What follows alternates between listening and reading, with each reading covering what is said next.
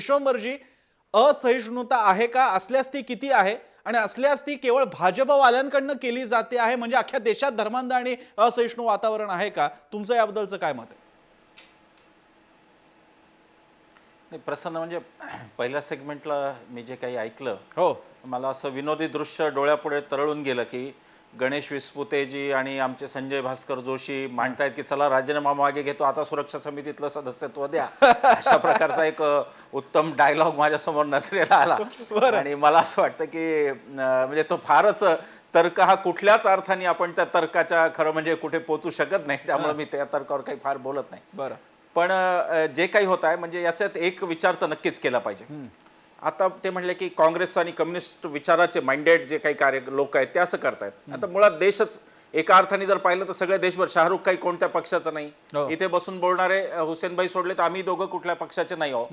मग मुद्दा असा होतो की मग हे आत्ता का होतंय हा मुद्दा आहे. बरं का, खरा मुद्दा काय आहे तर भाजपाचं राज्य आजपर्यंत नव्हतं का कुठे भारतात? किमान 10 राज्य 12 राज्य अशी असतील जिथे भाजपाचं राज्य कधी ना कधी येऊन गेलं. बरं. या देशात केंद्रीय सत्ता वाजपेयींची होती. वाजपेयींच्या वेळेला हा मुद्दा आला का? काँग्रेसवादी, कम्युनिस्टवादी, सेक्युलरवादी जे कोणते वादी आहेत ते तेव्हा म्हणले का की आम्हाला असहिष्णू वाटतंय देशात, हे वातावरण फार म्हणलं नाही ना कोणी, त्यावेळेला म्हणलं नाही. त्याचं कारण असं की जर एखाद्या राज्याच्या मुख्यमंत्र्यांनी दंगलींसारखी गडबड केली, म्हणजे त्यात काही कार्यभाग निभावला नाही किंवा निभावला, तर त्याला राजधर्म पाळा हे सांगणारे पंतप्रधान वाजपेयी होते. आणि म्हणून लोकांची ही विश्वासार्हता होती की भले मोदी आणि शहा यांचा काही दंगलीमध्ये जरी त्यांनी जी भूमिका घेतली नाही किंवा जी काही घेतली असेल ती जर झाली तर त्याच्यावरचा जो काही अंकुश आहे तो वाजपेयींचा आहे, ही लोकांना त्यावेळेला खात्री होती. आणि म्हणजे सर्वोच्च स्थानाबद्दलची खात्री असणं लोकांना की सर्वोच्च जागी बसलेला माणूस तो खात्रीशीर आहे आणि तो काही असं होऊ देणार नाही, ही खात्री त्यामागे होती. हे भाजपा का ना करते हे मला कळत नाही. नंबर 2, नाहीतर मग आतापर्यंत आता मध्य प्रदेश शिवराज सिंगचं राज्य होतं, महाराष्ट्रात देवेंद्र फडणवीसांचं आहे. इथे कोण म्हणलं महाराष्ट्रात असहिष्णुता आहे महाराष्ट्र सरकारमुळे? असा कोणाचा दावा नाही, न तो मध्य प्रदेशच्या सरकारबद्दल आहे, न तो राजस्थानबद्दल आहे. तर मुळात मुद्दा असा आहे की वर बसलेला माणूस काय करतो आणि मग त्याची प्रतिक्रिया काय, हा मुद्दा आहे. दादरीवर जर 1 तासात रिॲक्शन दिली असती, ट्विटरवर नेहमी ते फार अलर्ट असतात, तर त्या ट्विटरवर आली असती तर कदाचित लोकांना हा विश्वास वाटला असता. पण यांची प्रतिक्रिया काय हा महत्वाचा मुद्दा आहे ना. लोक काय म्हणतात, तुम्ही इग्नोर करा ना, काय साहित्यिकांनी दिल्याने तुमचं काय बिघडते, करा इग्नोर. अनुल्लेखाने उपेक्षणे काय दुर्लेक्षणे ही संस्कृतीच आहे, ती वापरा आणि करा. पण हे होत नाही, त्याचं कारण प्रतिक्रिया. तिसरा मुद्दा असा आहे की हे काय चाललंय की काही झालं की जा तुम्ही पाकिस्तानात.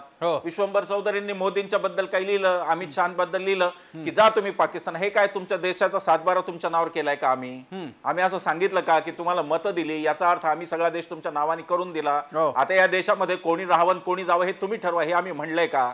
आम्ही तुम्हाला दिलेला मॅन्डेट लिमिटेड आहे, तो आम्हाला पाकिस्तानात अमेरिकेत घालवण्यासाठी नाही, हे त्यांच्या लक्षातच येत नाही. आणि म्हणून ती असहिष्णुता ऍक्च्युअली असहिष्णुते नंतरची जी असहिष्णुता आहे ती फार मोठी आहे असं मला वाटतं. आणि ती जोपर्यंत ते सहिष्णू करणार नाही तोपर्यंत वातावरण बदलत नाही. शेवटच्या 2 गोष्टी सांगतो की संवैधानिक जे काही अधिकार आहेत, सरकारचे अधिकार असतात. आता असं नेहमी म्हणलं जातं की बघा जे बोलणार आहेत त्यांचा काय संबंध, त्यांचं तुम्ही काय ऐकता? गडकरीजी सुद्धा परवा एका कार्यक्रमात मुंबईला म्हणले योगी तुम्ही काय त्यांचं ऐकता, मोदी काय म्हणलेत का? आता फक्त मोदींनीच बोलायला पाहिजे असं काही का? महेश शर्मा सांस्कृतिक मंत्री नाही आहेत का? ते तुमचे ते जगदीश खक्कर हरियाणाचे ते मुख्यमंत्री नाही आहेत का? तर मग लोकांना काय वाटतं की अरे यांची संविधानात्मक पदावर, एवढ्या मोठ्या पदावर जर बसलेली माणसं असं बोलत असतील तर लोक म्हणतात की मग काहीतरी गडबड आहे आणि त्यांना मोदी काही बोलत नाहीत. जगदीश खक्करांना सांगितलं असतं की राजीनामा द्या, अशा माणसाची गरज नाही. महेश शर्मा सांगितलं असतं की यापुढे वक्तव्य आलं तर राजीनामा घेतला जाईल. ते कोण योगी प्राची, त्या कोण जे काही लोक आहेत ते साधू संत, त्यांनाही सांगितलं असतं की तुमचा राजीनामा द्या मग बोला काय बोलायचं ते, आमच्या पक्षात असं चालत नाही. तेव्हा नियत ही साफ आहे का? सर्वोच्च पदावर बसणाऱ्यांची नियत साफ आहे का? हा देशापुढचा मूळ प्रश्न आहे. त्याच्यावरती भाजपने चिंतन करावं असं मला वाटतं. मी पुन्हा एकदा राम कदमजी आपल्या सोबत असतील. राम कदमजी, माझा आवाज पोहोचतोय आपल्यापर्यंत? हो.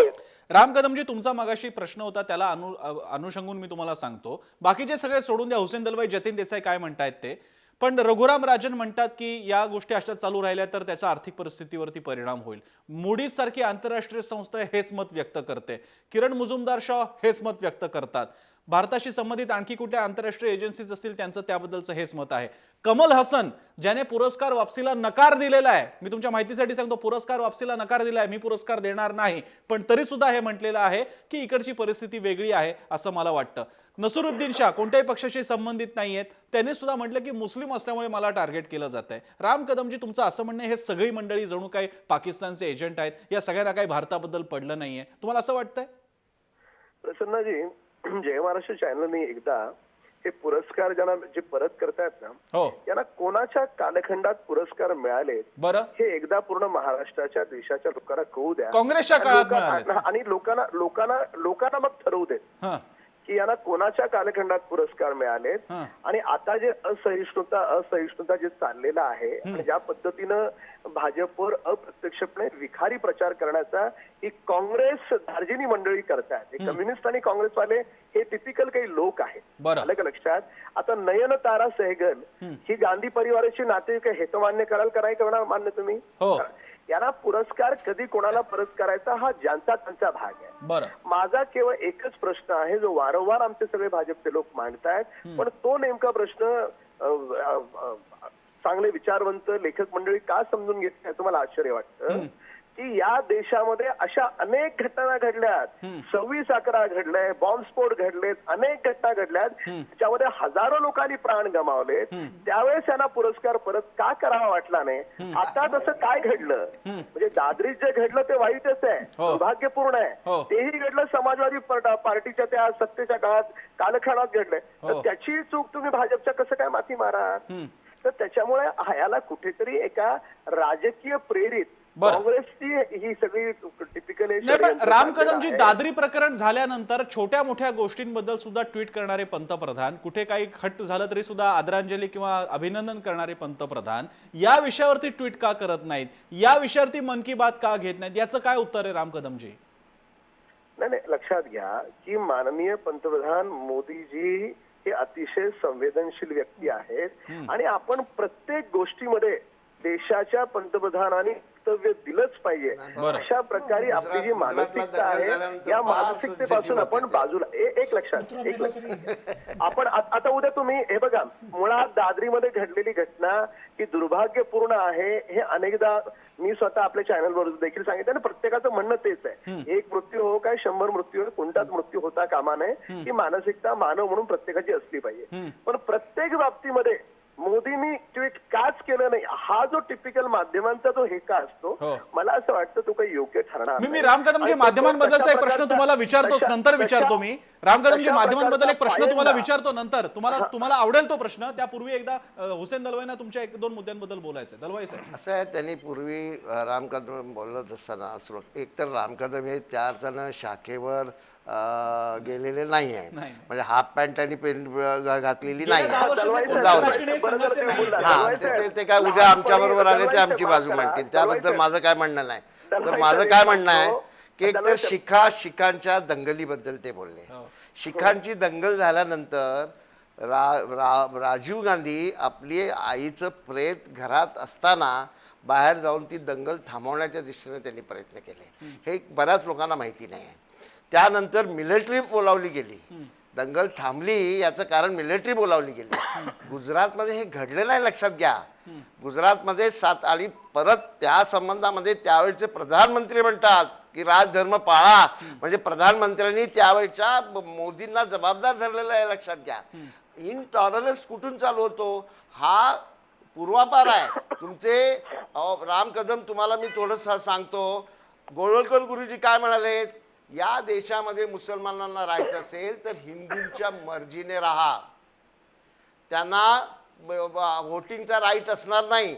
सावरकर त्यापेक्षा भयंकर बोललेत. सावरकर असं म्हणालेले आहेत की पुण्यभू आणि पितृभू जे या देशाची मानतात तेच फक्त या देशाचे नागरिक आहेत, बाकीचे नाही. आणि इतकंच नव्हे तर मुस्लिम त्या आपल्या इथल्या कल्याणच्या सुभेदाराच्या सुनेला शिवाजी महाराजांनी सन्मानाने परत पाठवलं, कारण शिवाजी महाराज हे अतिशय उदार होते आणि माणुसकी जाणणारे होते, सुसंस्कृत होते, त्यांनी परत पाठवलं. त्याच्याबद्दल सावरकरांना राग आहे. ते म्हणजे शिवाजी महाराजांनी चूक केलं, तिचं सौंदर्य लुटायला होतं आणि त्यांना लुटणं जमलं नाही, तर त्यांनी खरं म्हणजे एखाद्या त्यांच्या सुभेदाराला ते लुटायला द्यायला होतं.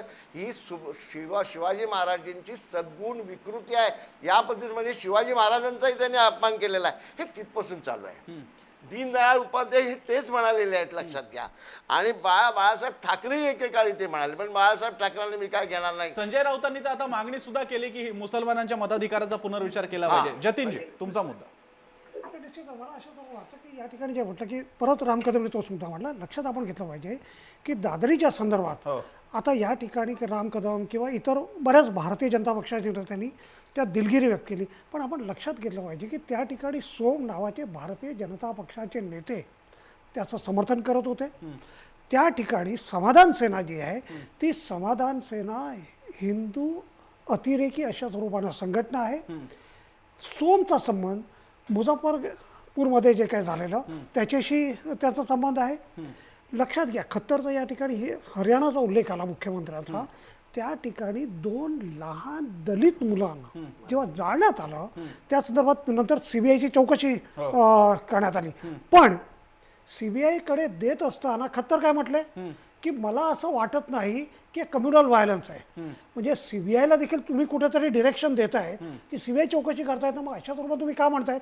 आपण लक्षात घ्या, मला असं वाटतं की एकूण ज्या स्वरूपानं वातावरण निर्माण केलं आहे की ज्याला अशा स्वरूपानं अंग्रेजीमध्ये म्हटलं जातं की एकूण एअरमध्ये अशा स्वरूपानं वातावरण. मी तुम्हाला एक सांगतो, मी आज काही शैक्षणिक संस्थाच्या लोकांशी बोलत होतो, तर ते म्हणत होतं की आता अशी परिस्थिती निर्माण झाली आहे की कोणाला व्याख्यानासाठी बोलवावं आणि कोणाला बोलू नये याचा विचार करावा लागतो. यापूर्वी आम्हाला विचार करावा लागत नव्हता की आता एखाद्याला बोलवलं तर स्मृती इराणींना काय वाटतं.